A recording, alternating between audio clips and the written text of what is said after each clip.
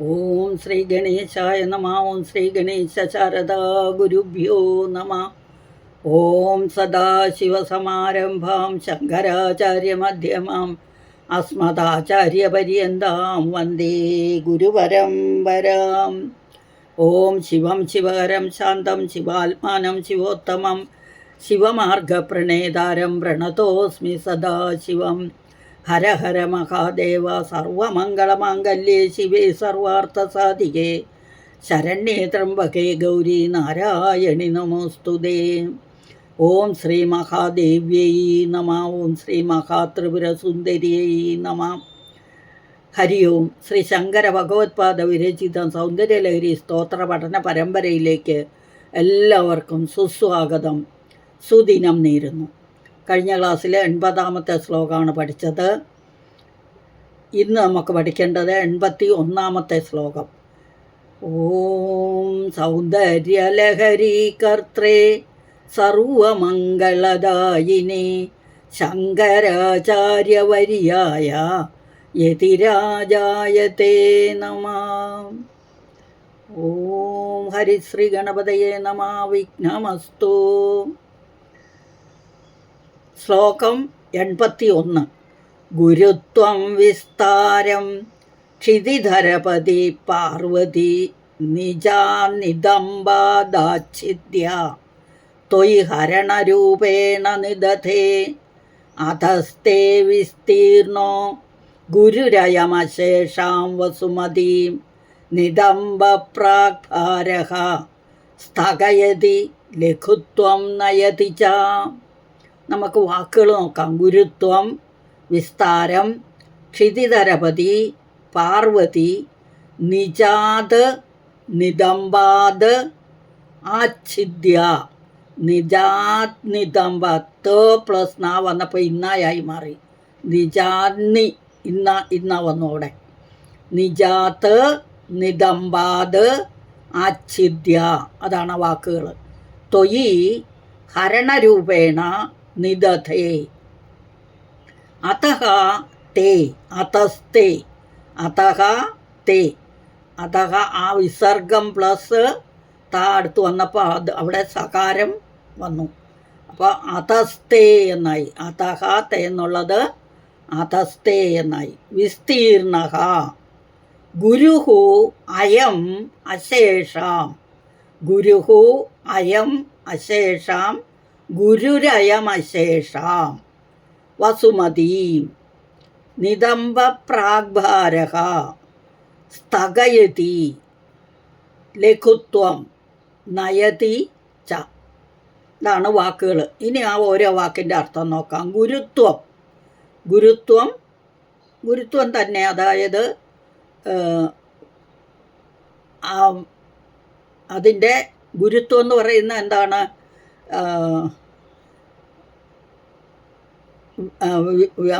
വിസ്താരം എന്ന് പറഞ്ഞാൽ അതിൻ്റെ വലുപ്പം, ഗുരുത്വം എന്ന് പറഞ്ഞാൽ അതിൻ്റെ ഗുണം. ക്ഷിതിധരപതി. ക്ഷിതി എന്ന് പറഞ്ഞാൽ ഭൂമി, ധരൻ. ക്ഷിതിധരൻ എന്ന് പറഞ്ഞാൽ ഭൂമിയെ ധരിക്കുന്നവൻ. ആരാണ്? പർവ്വതം. പർവ്വതപതി, ക്ഷിതിധരപതി. അതിൻ്റെ രാജൻ അല്ലെങ്കിൽ പർവ്വത രാജാവ്, പർവ്വതങ്ങളുടെ ഒക്കെ പതിയായവൻ. ആരാത്? പർവ്വതങ്ങളുടെ രാജാവ് ഹിമവാൻ പർവ്വതം. പാർവതി. പാർവതി സംബോധന അല്ലയോ പാർവതി ദേവി. പാർവതി പർവ്വതത്തിൻ്റെ മകൾ. നിജാത്. നിജാത് തന്നിൽ നിന്ന് അല്ലെങ്കിൽ തൻ്റെ തന്നെ. നിദംബാത്. നിദംബം അരക്കെട്ട്, കടി അരക്കെട്ടെല്ലാം ഒറ്റ ഇതാണ് നിദംബം. നിദംബാത് നിദംബത്തിൽ നിന്ന്. ആച്ഛിദ്യ. ആച്ഛിദ്യ ഛേദിച്ചെടുത്ത്, ഛേദിക്കുക, ആച്ഛേദനം ചെയ്യുക. ഛേദിച്ച് ത്വയി നിന്തിരുവടിയിൽ അല്ലെങ്കിൽ നിന്തിരുവടിക്ക് ഹരണരൂപേണ. അതായത് ആ നിദംബത്തിൻ്റെ ഗുരുത്വവും വിസ്താരവും ഛേദിച്ചെടുത്ത് എന്നർത്ഥം. അല്ലയോ പാർവതീദേവി തൻ്റെ നിതംബത്തിൽ നിന്ന് ഗുരുത്വവും വിസ്താരവും ഹിമവാൻ പർവ്വതം ഛേദിച്ചെടുത്ത് തൊയ്യിൽ ഇതെടുത്തിട്ട് ഹരണരൂപേണ നിധത്തെ. അല്ലയോ പർവ്വതരാജപുത്രി, പിതാവായ പർവ്വതരാജൻ തൻ്റെ നിതംബ പ്രദേശത്തിൽ നിന്ന് ഗുരുത്വത്തെയും വിസ്താരത്തെയും എടുത്ത് ഹരണരൂപേണ നിധത്തെ.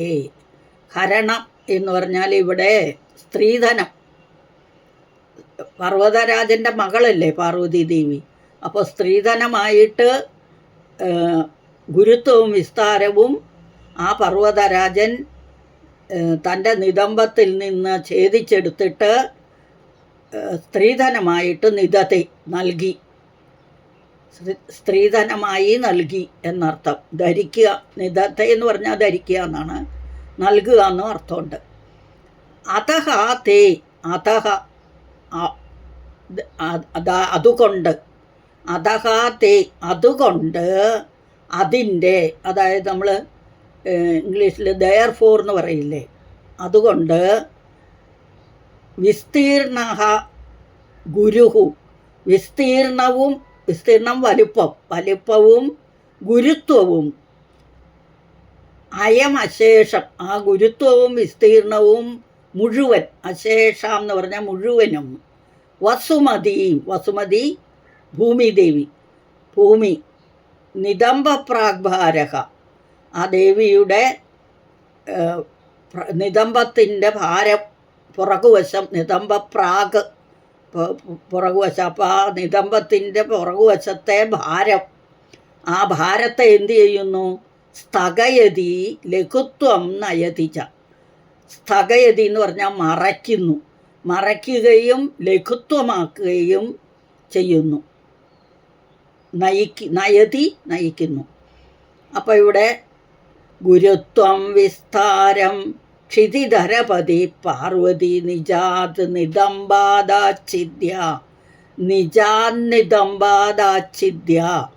ത്വയി ഹരണരൂപേണ നിദധേ അതസ്തേ വിസ്തീർണോ ഗുരുരയമശേഷാം വസുമതീം.